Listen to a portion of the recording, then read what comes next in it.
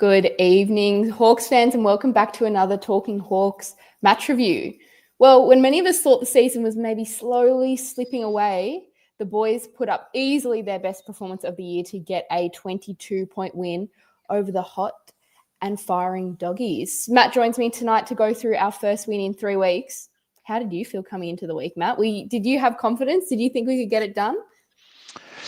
Yeah, I had still had a quiet confidence and thought that the Dogs coming off a bye, I think in our Talking Hawks chat, Chris had mentioned, highlighted that, and the fact that there was a few Doggies players out that, a few key players. So I was like, oh, yeah, I do give us a sneaky chance on this one, and hoping, fingers crossed, everything crossed, that we would have brought the mouth guards and bring it, and we did. So was elated, and I'll look forward to this chat tonight with all of you. Yeah, exactly. I mean, we haven't had a win now in a little while, those 3 losses in a row, and especially a tough one against the Pies recently. So it was good to see them come in and turn that around reasonably quickly. It was the response game we wanted. I mean, I didn't come in having much confidence. I did like the inclusions. So we had Seamus Mitchell come in, Max Ranson and Sam Butler, and I thought they were fair inclusions after them working their butts off in VFL for a few weeks now. And I thought, they played their part, and exactly what we needed was to put pressure on the ball, and we did that. And yeah, Sammy was happy, and us as supporters, I'm sure we're happy with that pressure as well. Did you think we would see 3 inclusions?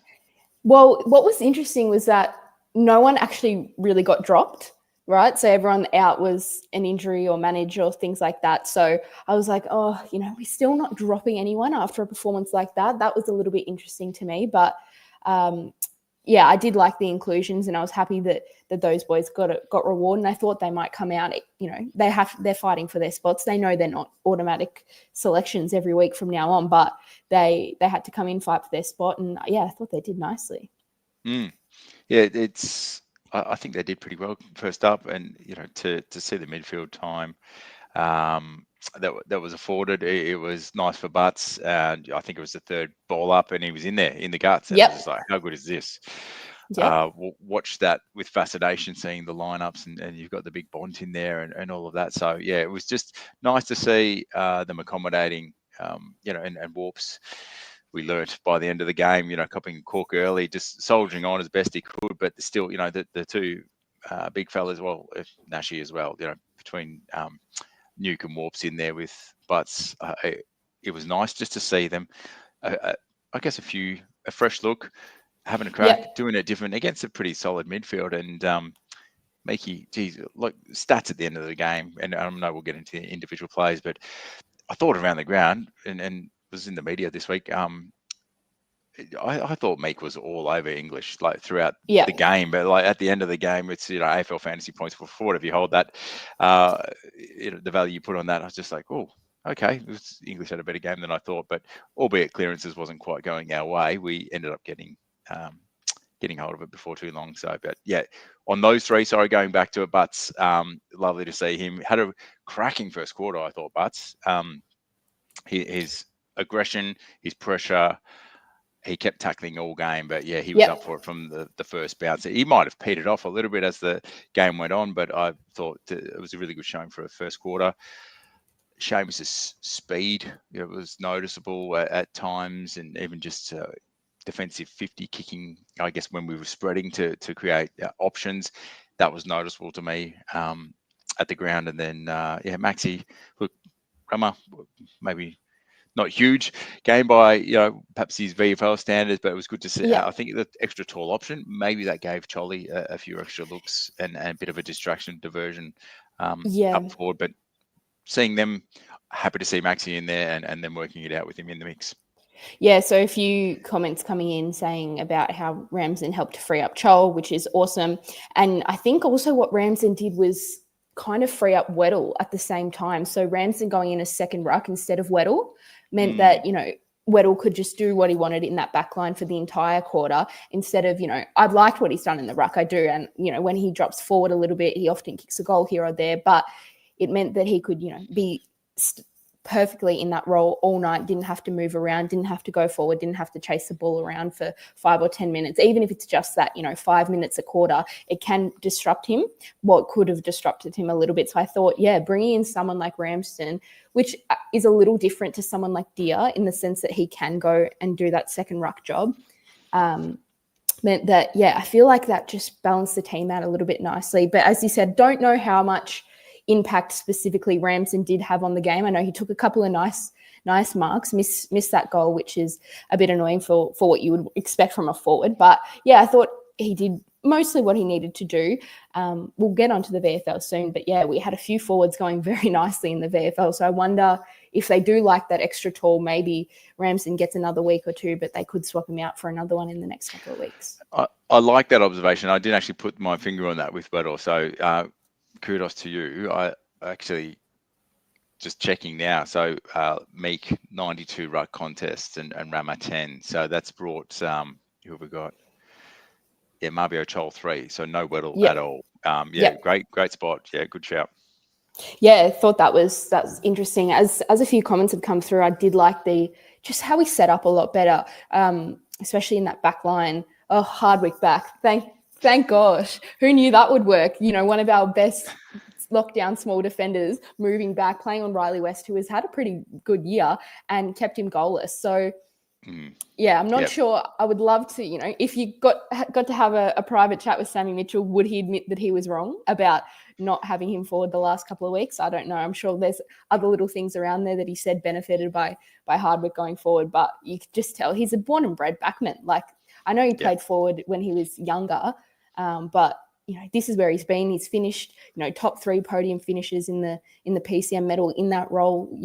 That's why he's there. So hopefully, I would love that experiment to be over. They even switched Impey forward in the last quarter, which is something we haven't seen, and instead of someone like Hardwick because he was going so well. So it's good to see that was done and stuck to for the entire game. Yeah, I like that. They looked settled, the backmen through the whole game. It's to have Scrim and Sis out, 2 staples, Frosty not out, in, still playing a BFL. It's I think comforting at this point in the season to see that we can chop out 2, 3 that have been staples last year when we were really solid, and then just it be going fairly well for the most part, albeit maybe the doggies aren't the most attacking and threatening, but I did all over looking at the stats in different ways, just to go into the press conference with Sam. Doggies were the second highest team for goals scored per game, averaging 15.3 for the season. So to hold them to what we did, astounding. And it's not just the back, it's the mid and back connection. And look, the whole team does press into that back 50 now, almost that. It's not even just behind the center line. It's, they really push to that almost center half back position, the whole team now. And I saw some different formations, even just sort of defensively. So, but Dimmer, good game. Impey, absolute delight to see him go forward when CJ came on, and it's looking nice back there right now. Yeah, exactly. And I like the use of CJ as a sub. I prefer it over someone like McGuinness. So I feel like when CJ comes on, he can actually have an effect, especially with that pace and being, fresh coming on as the sub. But as you said, the midfield really matched up. And I think we did lose clearances by a couple, but overall there wasn't they weren't having a clear advantage in there, which they often do.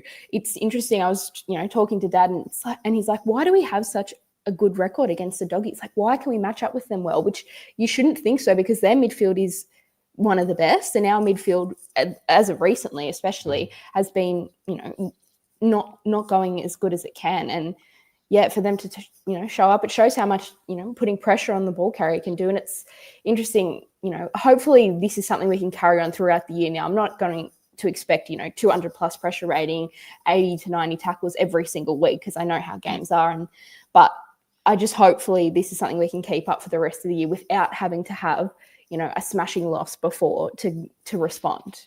Yeah, absolutely. Sam said it in the press, it's just amazing, when you put that as the primary focus, that pressure and tackle, look at what you get.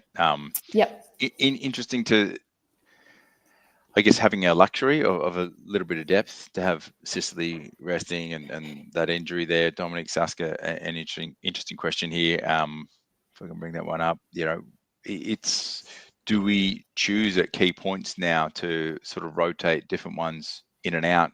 I don't know if Frosty will get a good crack at it, and maybe he comes in and plays out of his skin, and it's hard to then replace him. I think he's a great versatile backman for us that has the strength, can play small. He's pretty fast. He's pretty smart. Has a good voice out there, and potentially can keep others around him in line. But Barras has just come straight in and really is marshalling from the back, and seems like it's going to be hard for Frosty to get back in. But albeit, did have a chat with him at the Hawthorn event we went to, Loz, and he's got a different perspective as a dad now, and enjoys being able to contribute where he can. Still having every crack, champing at the bit to be able to get back in. But said in years gone by, might have been a little bit harder without being a dad. But I'm sure he's going to keep lifting everyone around him. So yeah, exactly. I mean, Frost he's not really dominating down at Box Hill, and it sometimes can be hard to when you're playing fullback. But there's guys like Sarong there, Seamus Mitchell when he was there, who get majority of the ball, and Blank is doing nicely down there as well. So yeah, there is a lot of competition, and these comments come through. Sarong and McKay. Well, Sarong slightly different, so he plays more of that kind of like Sicily role down there, but also been playing wing as of recently, and then floating back as the extra, which I've loved to see from Sarong. I think that could potentially be a way to get into this side. Now, obviously Morrison had a great game, but if we need, that tall wing, could be an interesting option. McCabe also not playing back at the moment, played forward on the weekend, kicked 3 or 4, I think in the end, pretty sure it was 4. So yeah, interesting. Interesting that these players are kind of getting shifted around, especially the backman, because it's really a struggle to get into this AFL side as a backman at the moment. So they're shifting them around, seeing if they can play other positions to potentially get a call up that way. Yeah. Look, it's an interesting challenge for a young player, less AFL experience, come in and then potentially be swung into a different position. There's been, I guess, different plays we've had over the years at the club that perhaps had to play out of then perhaps natural or preferred position because of our depth. So it's again a good challenge for the coaches, for the players to come in and know the game plan that well. And yeah, we'll see. It's nice to see Box Hill on top of the ladder again. So let's see what they got.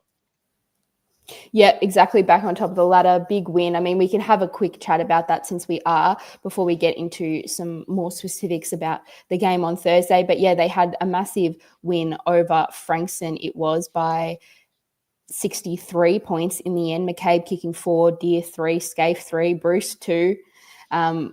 Mackenzie also slotting 1. Our leading stats getters AFL listed were Huswaite, as you would expect, with 32, Mackenzie 28, Bailey McDonald 25. And yeah, not super high tackling type of game, just because the domination from Box Hill by the end of it. But yeah, first game I got to get down to for the VFL this year, which I normally go to a few more, but it was good to go down. Pretty chilly, but yeah, really nice watch. And, for our AFL team to be, in the top 8 and our VFL team to be on top of the ladder, it shows, we should have that pretty good depth there. Are we going there? Are you going deeper on this, or do I indulge in a few Box Hill observations that they're just peering at? Yeah, you go for it. Huswaite 13 clearances as well with 10 inside 50s. That's phenomenal. Like, again, putting the hand up well and truly. But Ned Reeves as well, 8 clearances. Yeah, had a good one. And Cody Anderson 7. So Ethan Stanley 6 even. Just nice to see a few names there, just perhaps really contributing in terms of clearance, and sounds like some good dominance. As I said, haven't seen the game, but some good stats there from some of those boys. Who else was there? Jake Arundel.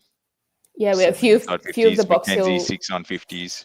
Yep. Ethan Stanley 5. So yeah, obviously they had a bit of fun today, the boys. Yep, exactly. It's good to see, because they did have a loss to the Collingwood's VFL side last week. So rough week for the Hawthorn teams, besides the VFLW team who got up, I believe. But yeah, good to see them turn it around this week with a big win from Box Hill and a nice strong win from Hawthorn. Can we talk about and comments, we've skipped a stack. Keep them coming. Someone commented on Massimo, looking a bit better. We've had Maury. It's just let's indulge a little on some of those boys that perhaps this year haven't been flying as well. Fans, what were your thoughts on some of those that perhaps haven't had the year they had last year? And you can even say perhaps Guinea has had a nice little patch now since he got demoted to Box Hill, and probably a bit of a standout. Love or hate what he did with a little bit of showing the ball, but exactly. Mitchell wasn't keen to talk about that in the presser after, but anyways, I'm sure that will be dealt with behind closed doors. But it was, obviously it's only one game. You don't want to get ahead of yourselves. You could come out and get smashed next week against Adelaide, and you go, well, how much of a turn was that really? But I think, some of those players that have had down years, like Maury, was captain that night with Sicily out, so he really stood up. Still would love him to get on the scoreboard a bit more. I feel like he's barely kicked a set shot all year, which is interesting because that was, one of his best things about him. He would rarely miss, especially snapping around the body. But got those 26 disposals, got up and around the ball. Liked what I saw from him. And Massimo, another one who had a good game. I think we just played a lot more, especially early on when we were getting the run on in that first quarter. I thought we were playing on a lot more from marks, a lot quicker than usual. Kick-ins we were taking, we weren't letting them get up. We were going straight away. And that's what I wanted to see for the past few weeks, because I feel like that is the trademark of what this team was last year, was how fast-paced it was. And we were just losing that over the last few weeks. We were kicking around too much. We were over-disposing. And it was good to see, especially early on. I feel like towards the end of the game, maybe we got a bit tired. Maybe we just wanted to, manage the game a bit more when the Doggies started getting a little bit of momentum. But I thought we really got back to that kind of end of last year style against the Doggies. Same as what we did to the Doggies in the final. And it was interesting to see that they didn't seem to want to get up for that one, but maybe next time. Perhaps not as freestyling maybe as last year, but a couple of names here. Harry, that rundown tackle was really nice in that defensive 50. The other thing that stood out to me was Harry. Look, you'd probably expect from it was Weddle and Dimmer both did really well with the intercept marks, but just intercepts in play, like intercepting handballs and whatnot. Harry Morrison and Ward both did some really nice things throughout the game, and it's just disrupted the Doggies. And when you get a turnover like that and you can move it quickly because someone's had that judgment and intercepted, great. It's really good to see. So for Harry, that's not a primo A grade player, understanding his role and playing it, I think, quite well. We had 21 posies for Harry, 11 contested. That to me speaks volumes. You've got to play working his absolute butt off. Contested possessions is really perhaps the tone. Newcomb 15, Ward 13, Meek 12, Morrison 11, C-Mac 9, Guinea 8, and then quite a few 7. So that, as far as and the pressure acts, it was nice to see that right up there as a barometer for us. And that's what's going to keep winning us games, because it's part of what wins AFL games these days. I would have thought we'd hope to continue that trend. Yeah, exactly. Yeah, good shout out to Morrison and Ward, who Morrison's played every game this year. Wardy, I'm pretty sure Morrison has, and Wardy's one that's a little in and out, but has been doing, definitely had his best game probably for the club on Thursday, and nearly had his best game against the club last time he played the Doggies. So maybe he just loves that matchup. But as someone who has not been the biggest fan of Ward this year, especially, I will say I felt like this was the pinnacle of what he would needed to build to really get stuck into this side and say, okay, we can put the Wardy Magnet up on the board every week now and trust him to get the job done. And hopefully that's something that we can look to for the rest of the year, that, this was the turning point. This is where Ward, this is a great performance, turned his season around, made sure that, he's getting into the team and, out of contract this year, and performances like that ensure that, might not just be a 1 year now, might be a couple. Yeah, we want to keep seeing him put his hand up and then deliver and he's got a particular role. We look from the stands and have our views on what he should or shouldn't do. But while Day's out, and we've had a few other midfielders out, he's had a nice little window to try and prove himself. Changing gears here on perhaps some that have been a little bit down on form. Carey, I didn't observe this as much, Mass, but yeah, for those that were perhaps had an eye like Carey, just did you see that? What did you like about that's an interesting observation, because he's a player that I think we love to give the ball to as an outlet, and just let him do the damage on that left boot, which is phenomenal, and use a bit of that pace. But he definitely doesn't shirk a contest these days. So I didn't see it personally too much. But Masses, what has he got? He's got 5 contested possessions and 11 uncontested. But he did also have 2 intercept possessions, a couple of tackles, and then 3 1%ers. So 16 posies, 293 metres gained. Perhaps still not quite the damaging winger that we saw last year, but this is about incremental, improvements with a team that's copped a few losses on the trot. Nice to see a few of these boys putting their hand up again. Yeah, exactly. And for someone like Massimo, it might not be, especially in his role, which is not one that you can accumulate so much ball in really easily. It's a lot of unrewarded running. I think it's just going to be a slow build up to potentially back where he was last year. So yeah, it's good to see. I think, it's not like he's had a bad year. It's just that he's not getting it as much as we would like for him to get it. And I think that hopefully over the next couple of weeks, we start to incorporate him a bit more. I think Marvel's probably a good stadium for him, a bit skinnier on the wing, so he can get in and around it a bit more. Massimo also likes Tassie, UTAS Stadium. Pretty sure last time he played down there, might have been the North game. Him and Nuke were battling it out for some medal for best on ground that game. So yeah, I think hopefully a good patch of form for Massimo, and I think it'll really help this side as well, because we need to get the ball in his hands a bit more. Yeah.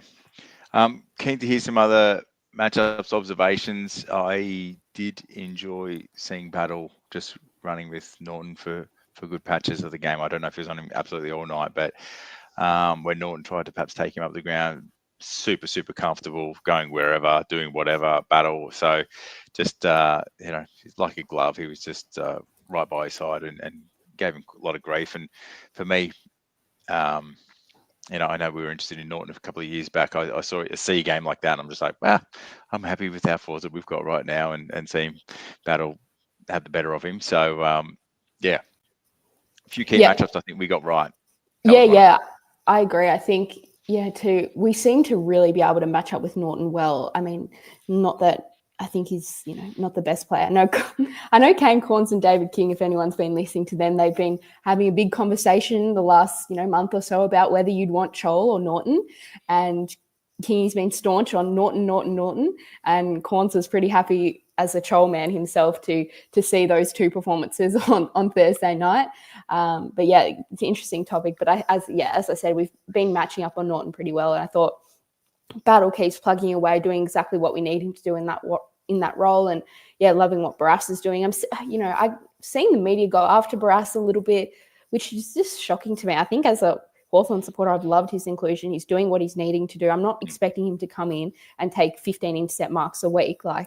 He's there to lock down their key, sometimes their best key forward. And, if he keeps them to a goal or under, then you're happy. And he's been taking a few intercept marks as well. And I think he's got a decent kick as well, which is good to see. So sometimes he does get caught out a little bit just because of his pace. He's not the quickest man, but hopefully having those other players around him that are a lot faster, like Impey, like Game On, like Seamus Mitchell, like Hardwick, even Weddle, to come in and help him lock those quicker players down is what you want to see. But really liked what the backline did this week, and it's interesting how we did. Without Sicily and Scrimshaw, the backline looked a bit better, but it's hard because you can't leave those 2 boys out.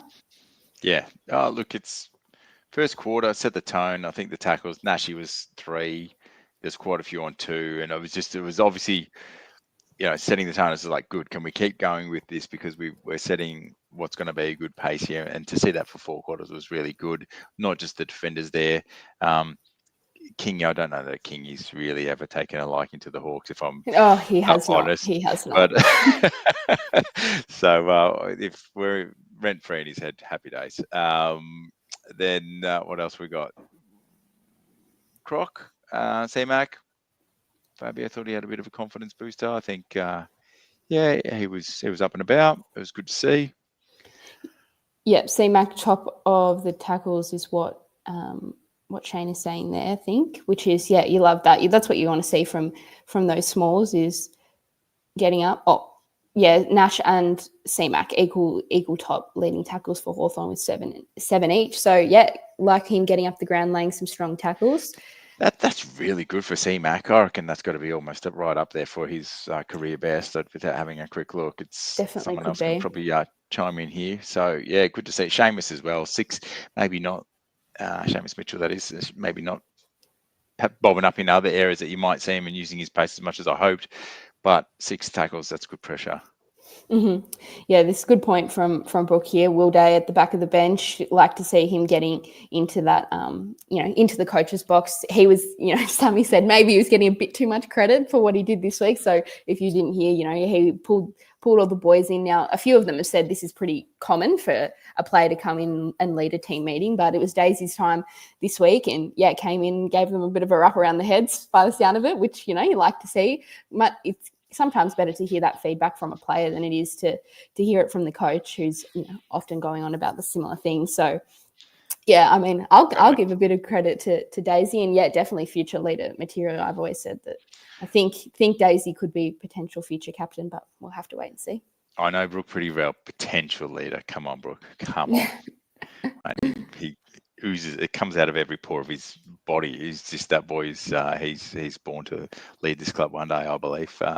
Will Day. We just got to keep his body right. Yep. Yeah. Exactly. I haven't had a chance to listen to Chris and Timmy on the 6 Points pod. I know the points Chris was going to talk about. We're both in the media. Fascinated to touch on it. Maybe let's break it open a little bit here. Have a listen, check it out, because I know there were some good thoughts from Chris. But the Guinea show, it's, how do you take it, fans? Love him. I think more of us love him. I think we'd probably just about all say we love him now that he's in the brown and gold. Yeah. Used to irk me a tad when he was, playing for the Pies, but you kind of admire the swagger and the a bit of yap. You're like, young fella, he'll learn. But look, he's kept it up. What's if you're perhaps older school, by your views and your values, you probably don't like it, the look. I posed to Chris when Chris was forming his thoughts, and I'm interested to see what you think, Loz, and perhaps some of the fans give us your thoughts on. Yeah. He didn't have his partner in crime in the Wiz there. They see Matt gets in and hypes him up on I guess the Sallies, and they like getting in people's heads. And for me, I think Guinea was in their heads, and as Chris was forming his thoughts, I was like,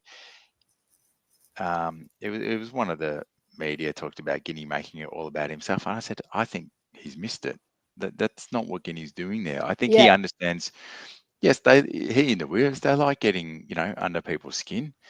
I think when you're already under their skin, if you can show the ball, and it's going to annoy them even more, I was going to swear then. I think he's just saying, this is something I can do to give us an advantage. Yeah. And if he shows the ball, it's not a look we'd want to see every week. And Charlie commented, after the game, something he'd prefer not to see, but what can you do? It's Guinea. Yeah. Is this, and my question is this Guinea understanding the role he can play as an antagonist and trying to give us a psychological advantage?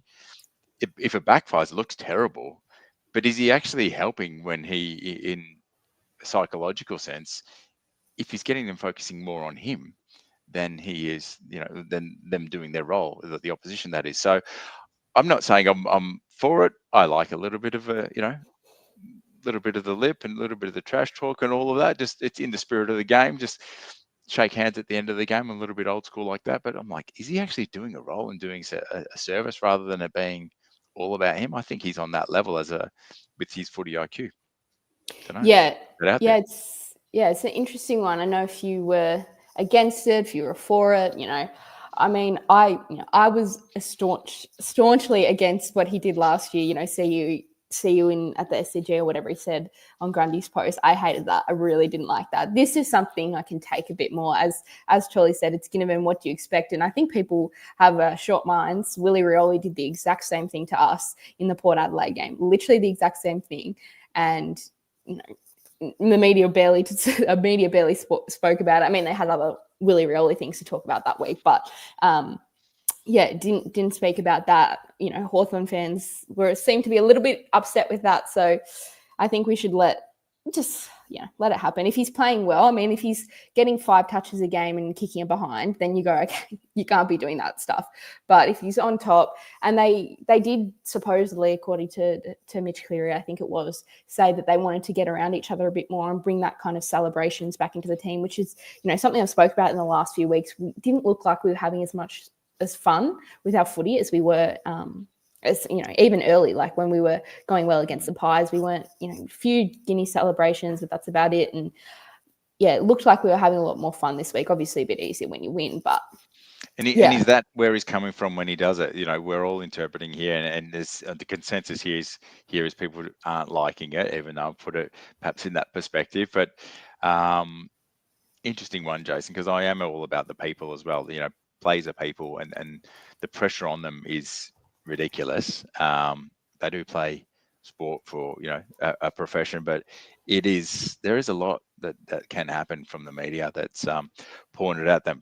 I don't want to open a can of worms here, but it's hey, if they're being free and they're that is something that has attracted players to the club and that they've probably thrived under, just being able to be themselves. So if that's a bit of his flamboyant self, Tom, I think it might have earlier said, if that was happening on the same team, Dan would have run through him.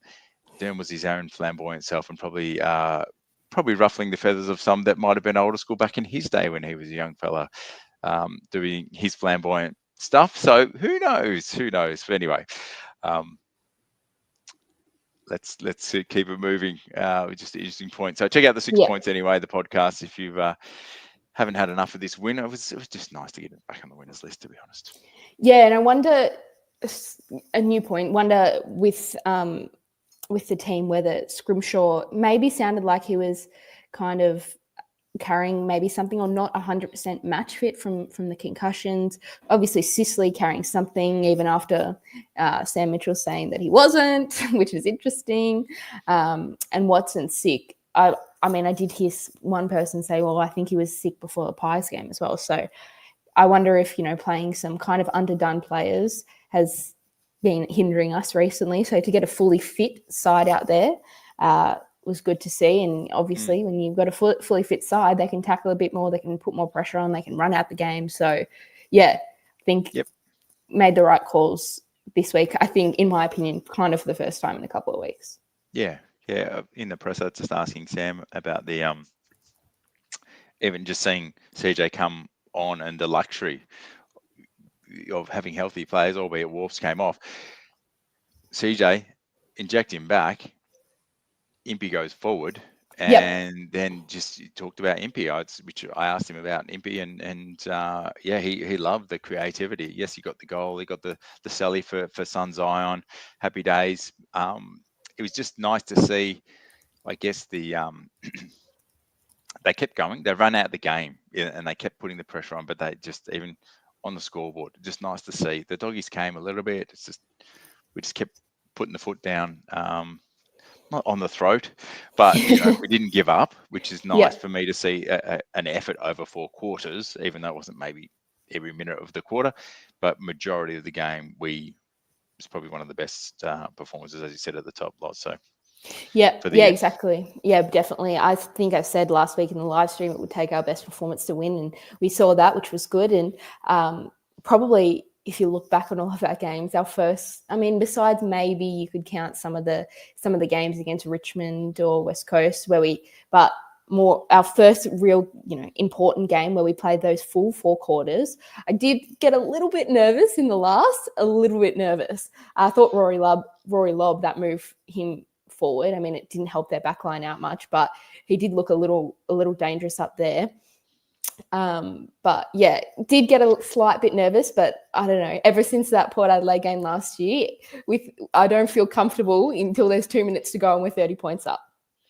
Lobb looked dangerous when he went down there. So he was doing well when he was on Gunners and like when he was in defence, but they weren't getting what they needed done up forward. So he definitely gave them a look in. It was, a little bit of a, I guess, approaching a point where the game could have tipped maybe a little bit more in their favour if he had slotted some and who knows with momentum. But it was interesting. It was sat in presser with Bevo mentioned it was the Hawks physicality that won in the game. It was just a quick one-liner, but it's like, dipped his lid to the Hawks on that front. I touched on that with Sam just in the process. Hey, what do you do? Bevo mentioned that. What do you do to continue that? And Sammy lit up.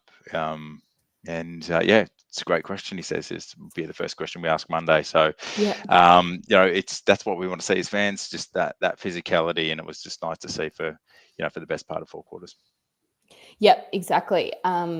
Maybe we could, speaking of Lobb, I thought in that first quarter at least, he really gave it to Gunston. Obviously, quite a tricky matchup for Gunners, but I think not sure whether it was Lobb going to him or Gunston going to Lobb to try and maybe shut him down a little bit, but did think Lobb did get the best of Gunners. Unfortunately, hit the knee instead of the foot with one of those potential goals. How was the smarts there? The instinct, Gunners. Yeah, just wow.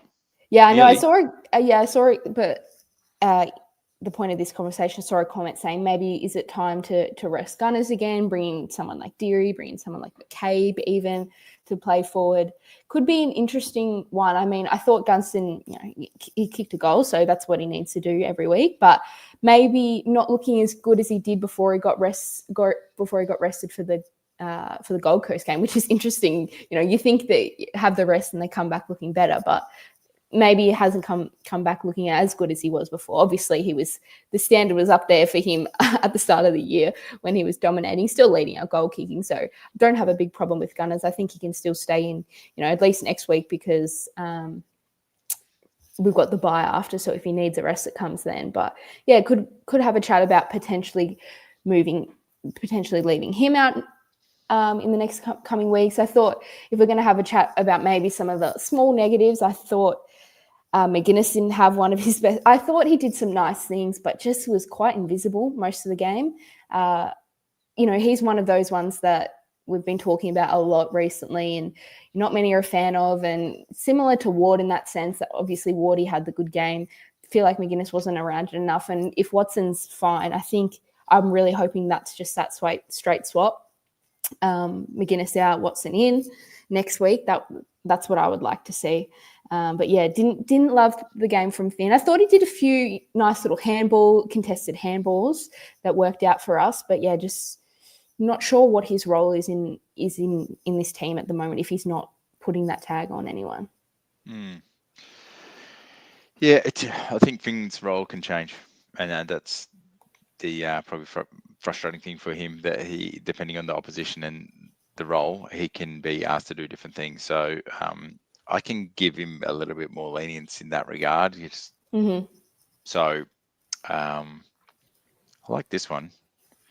I don't know if we've touched on these players already, but Mitchell asking about who of Rama, Butler and Seamus deserves to play next week the most. So yeah, I wonder with the comment on Gunston there, I'd have to go back and watch the forward entry and the forward movements and how we were setting up. But like, does an extra tall take away a little bit from Gunner's game if Ramsden's going down there and getting a chop out, and Meekie drifts back, and it's if it's just been Chol and Gunners largely as the tall and medium forwards, I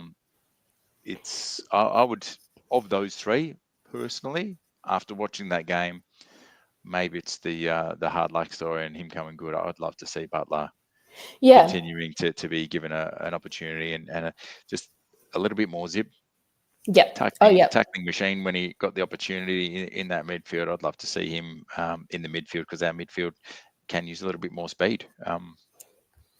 Yeah, exactly. Yeah, I tend to agree that Butler, if we had to pick one, would be the one I would prefer to stay in the team. Seamus Mitchell is an interesting one. I mean, he's quite good defensively. So do we need, I'll take him next week. But if Scrimshaw's fit, Adelaide have a very, very tall forward line, nearly the tallest in the league. Do we need to just bump it up a little bit with another tall like Scrim? It's an interesting one. And I see Shane's comment here, Finn to Keys. Finn can't defend Keys. Keys is a good forward and can go decently well one-on-one. I don't think we'll go there. There's probably a few more that if McGuinness was to play. But I really think the tags are kind of out of the question at the moment. I don't think we're ever going to start a tag. If we weren't going to do it on Dacos, I don't think we're going to do it on anyone. We've done it, thrown Finn a few times to a few people in the middle of a game if they're running hot, but not sure whether Sammy loves them as much as he did. He probably wants to, focus on our own game instead of trying to stop the other team now that we're a better side. Well, let's see we do see the changes for matchups. So if they've got a tall forward line with Scrim, is Scrim straight back in? Is he? Well, I wouldn't know. It's all based on how fit he is. So I think did it say officially on the sheet managed or out or injured? I don't recall. And my only other thought went to Sarong, because he's been playing very well at the VFL level. If we need a little bit more height in defence, with perhaps if Scrim isn't available, that's where my mind would go, knowing Sicily's not ready to roll. Oh yeah, comments coming through now saying he was managed. So thank you, everyone.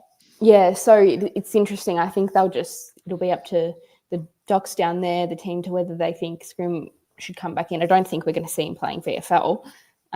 So if he is fit, he probably comes back in. I did see a comment saying maybe Scrim comes in for someone like CJ, which could be an interesting one. I thought, obviously CJ, you can't do that much as a sub that comes on into the last quarter, but I thought he did what he needed to do, allowed the movement of Impey down forward, and that worked a lot better than what I thought it would. I thought Impey going down forward was a bit of a, I've never seen him play down forward. I didn't know what to expect, but he seemed to have a bit of forward craft, which is interesting, and got to kick that sneaky goal and got involved a bit more than he was getting involved down back.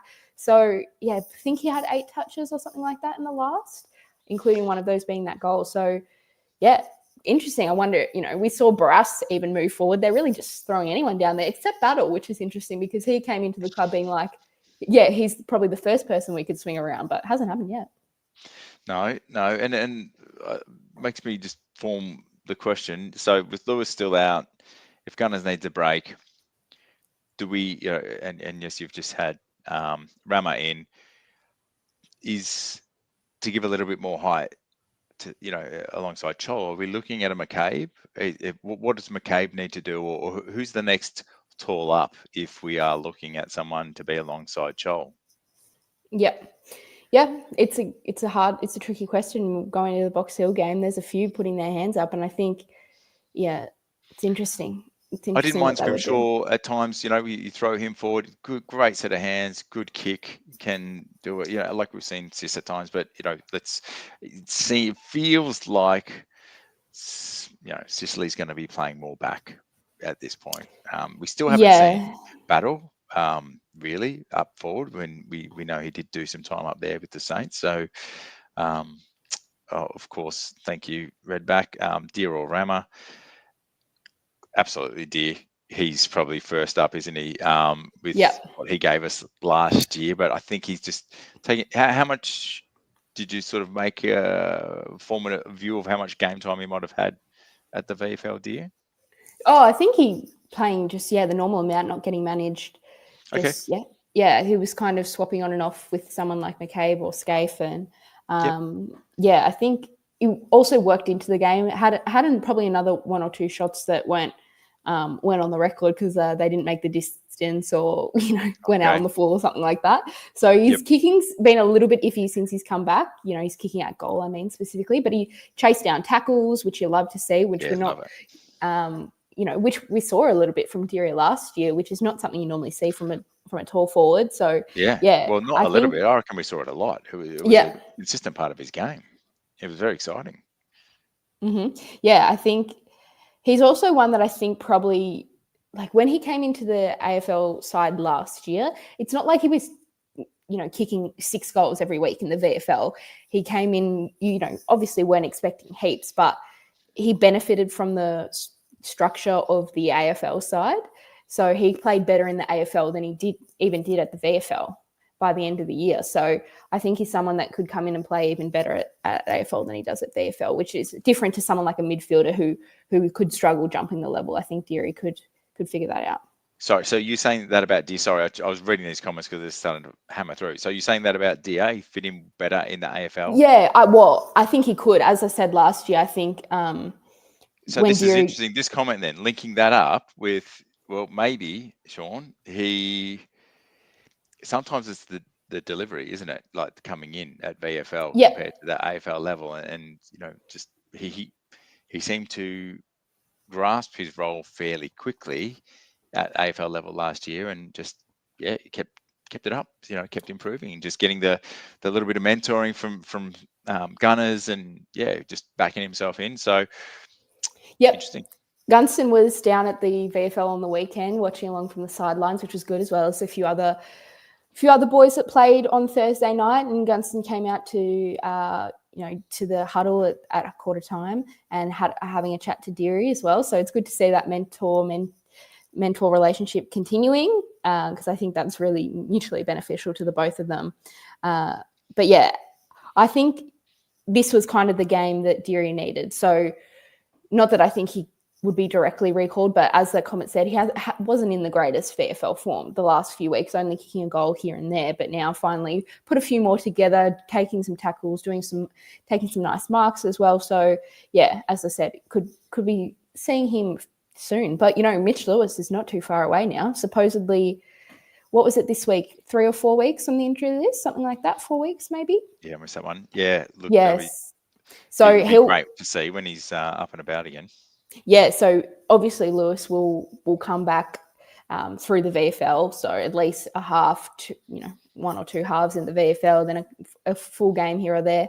Then we could probably talk about bringing him in if he's looking dominant. But yeah, we're going to have some, from having like no competition for that forward spot. Now we've got a few, especially with McCabe going up forward and Scaife, putting his hand up. It's good to see we'll have some nice competition for that tall forward spot. As a forward, the way Deer was leaping at everything, and if he wasn't taking them, he was bringing them to ground well. He gives us a different look as a tall forward to Lewis, where that more lead up and he's using a little bit of strength. He's more athletic, and probably, I guess, Lewis, because of his size, might attract the double team more than Deer. So maybe he gets to come in from the side and take those nice marks. So it's actually a really different look. So just the ability of the smalls to crumb effectively, depending on the makeup that we've got and the way we're delivering it. If we're not delivering it well, Lewis at times was wasted. In the last couple of seasons, if we weren't. I agree. Giving it to him cherry ripe. So anyway. Be interesting to watch this second half of the season unfold. Yeah, it'd be good to kind of compare,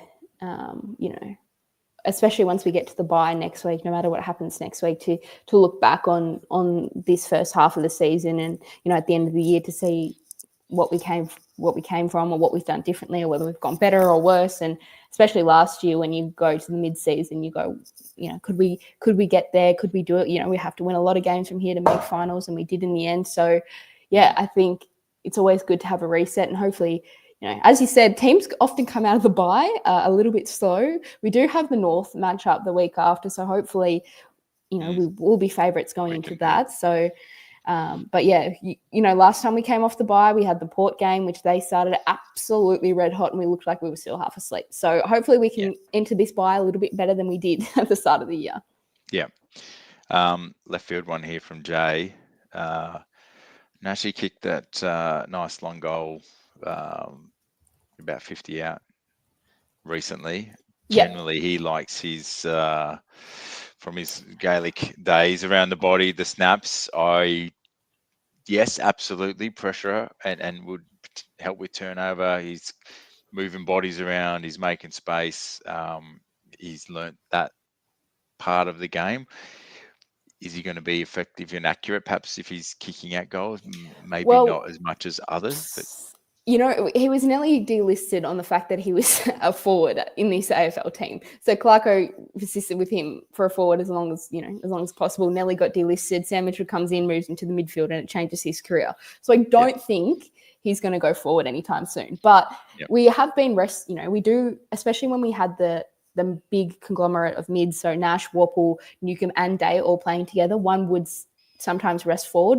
Normally Newcomb or Day, because they are the ones who can take a decent mark, better, probably a bit better up forward than someone like Worpel or Nash. So don't think so, but maybe if we get all our mids back, we could see him resting up forward a little bit. But I think he's too important in the midfield as that blocker, big body to go up forward. Yeah, I like this. Absolutely, goal of the week. It was a cracker. Yeah. Great.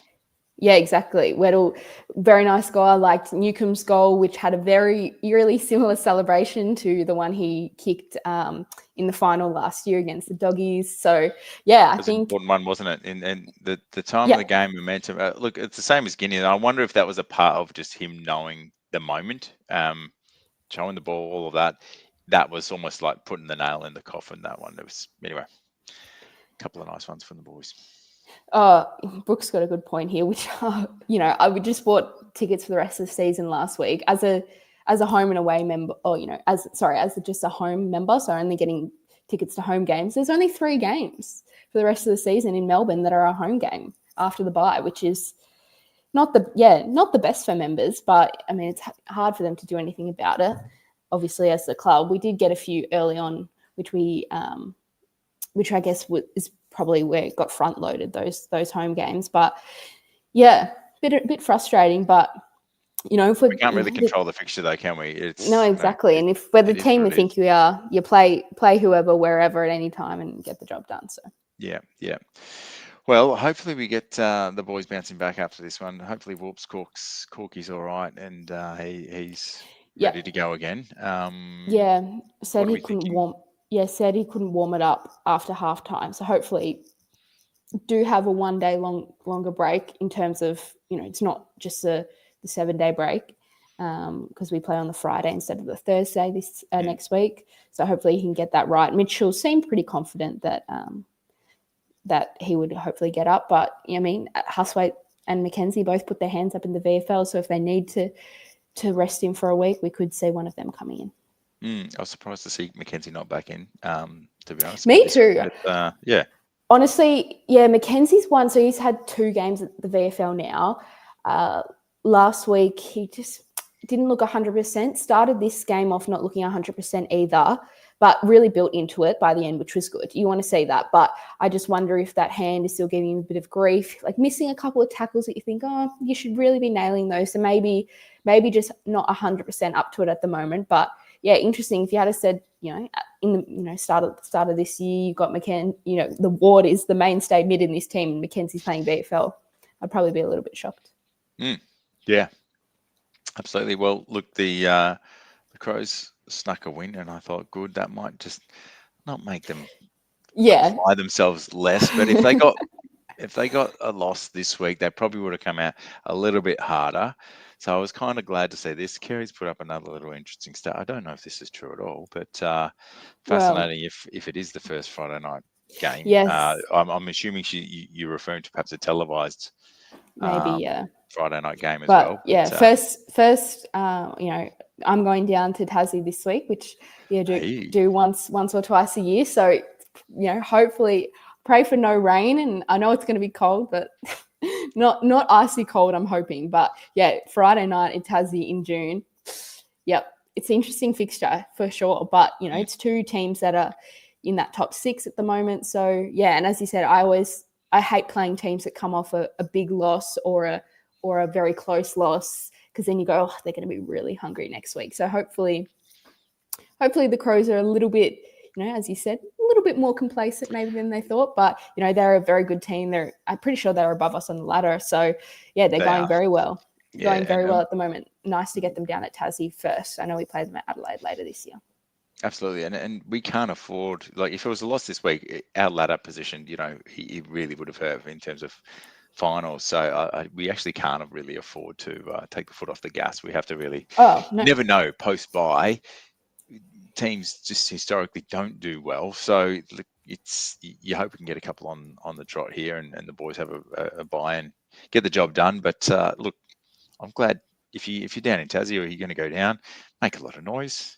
Get behind the boys, keep them going, get around them, and it's warm yourself up down there, because it's the nice little gale blows through there, so make your vocal cords warm. Well, yeah. The last time we played down there, the GWS game, it was unbelievably windy. I mean, I wasn't down there, but you could tell on the broadcast how windy it was, and 35 points down in the first quarter because we lost the toss. So, hopefully. The last 5 or 6 games I've been down there at Tassie, it actually hasn't been that windy. So not sure if that was a one-off. I know it occasionally gets like that down there, but we'll see. But yeah, as a few have said, if it is windy, it probably doesn't suit their game as much, but they will come in with those tools. And last time we played them at Adelaide Oval, we did beat them, which was good. And we had a nice win over them at Adelaide Oval, which is always hard to get a win over either Port or they're not up there. But they did end up... that's that's no good. But yeah, they did end up subbing off one of their tools the last couple of times we played them, because we've been able to outrun them in the back line. So I wonder if they'll continue to back those guys in. They probably will, because they're in decent form. But yeah, interesting. Yeah. Well, Russell will probably be down there with you, so he's probably looking at the forecast at 0 degrees. So, rug up, Loz. I don't know if we'll get you on the live stream next week. Hopefully we do. But what's your prediction against the Crows if we start to wrap this up? Yeah. Well, now that I've got a bit more confidence, it's in Tassie. If this was at the Adelaide Oval, I'd think probably we might just get done. At least that's what my prediction will be. But maybe because it's at Tassie, I'll say us by maybe 10 points. I don't want it to be that close. I hate watching close games in person. But yeah, I think hopefully we can get the job done. As I said, seem to match up decently well with them, but they are playing better footy than they have in a long time now. Yep. So you can think about who might be your standout. I'm going to say the Hawks, I think by 13 points, just quietly confident we'll just get the job done. And I'm going to predict that Maury's going to back it up, and we're going to see a little gut running from Dylan, and I don't know whether he'll be stand-in captain again. I assume he will, but maybe he'll get off the leash a little bit. Maybe he'll give you that goal or two, Loz, that you were wanting back from him. Yes, yeah, hopefully. I'd love to see him hit the scoreboard a little bit more than he has done this year. Just, not missing a few that I would have liked him to get. But, yeah, that's a good point to Maury to back it up. I think would be good to – I think C-Max had some good games down there. Trying to think who's playing well. Maybe I did say Massimo goes well down there, so maybe I'll say Massimo to have his best game for the season, hopefully. We'll see. Very good. Sean's got a great point here. I think he's won one, but every time someone else has gone in there, Amon went in there, Maury went in there, I think maybe someone else did once, and they've all won the toss. So Insys did this last year as well. Where he just could not win a toss. But I do think he won one this year, because I remember being at the game and him running back and celebrating with everyone that he finally won one. Classic. Tilly did that when she was captain for the AFLW team, I think. She had a really good, a long stint as well. But we need a bit of luck. We need a bit of luck at the Hawks Nest at the moment. Yeah.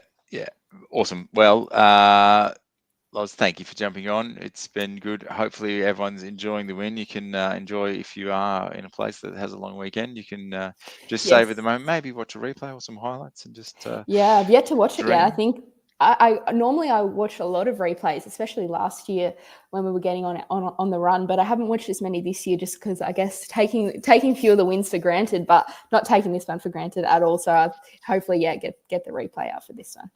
Yeah.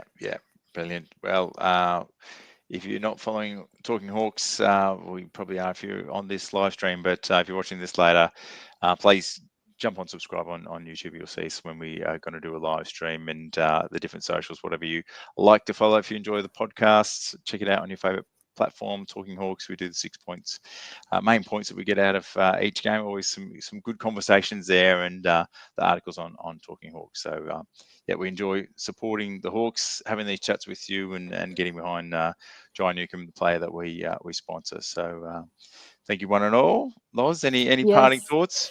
No, I think, yeah, it would be good to.